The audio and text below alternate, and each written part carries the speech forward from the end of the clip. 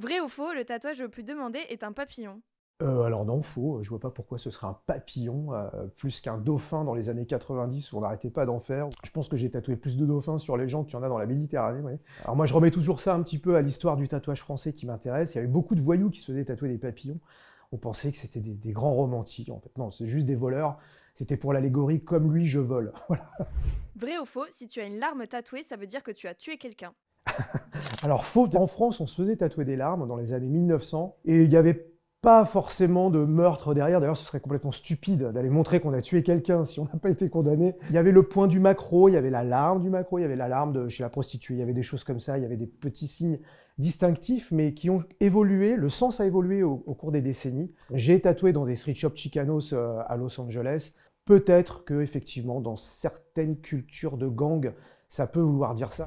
Vrai ou faux, il est impossible de tatouer certaines parties du corps? C'est faux parce qu'on peut tatouer tous les endroits. Et oui, c'est vrai parce qu'il y a des endroits, ça sert à rien de les tatouer. De toute façon, la peau se régénère trop. Donc, si on va se faire tatouer la plante des pieds, la plante des mains, enfin, je veux dire, c'est des endroits qui tiennent très rarement et qui ont tendance à s'effacer. Oui, je m'étais tatoué, moi, j'ai soif à l'intérieur de la bouche. C'était pas tellement glorieux, d'ailleurs, mais j'avais 18 ans.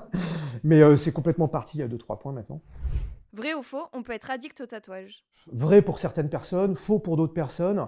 Ça peut arriver, mais je pense que les addictions, c'est pour tout. Le tatoueur a un rôle à jouer. Il a un rôle de modérateur, je pense, de dire à des gens peut-être jeunes de faire attention, de ne pas faire n'importe quoi. Vrai ou faux, il est impossible de faire un don du sang avec un tatouage?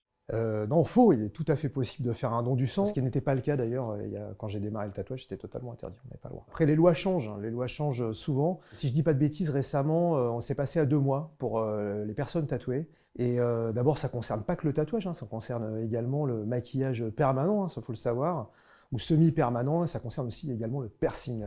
Vrai ou faux, le tatouage existait déjà avant Jésus-Christ? Ah, vrai, bien sûr, le tatouage existe depuis la nuit des temps. On a trouvé un matériel de tatouage qui a 3600 ans.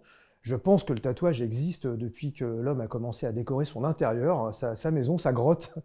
Et Ozzy aussi, hein, la momie qui a plus de 5000 ans, qui a été retrouvée avec beaucoup de tatouages. Et on sait qu'en Égypte, on a retrouvé des momies tatouées, tout ça. Donc non, non, c'est bien, bien antérieur au Christ, bien sûr.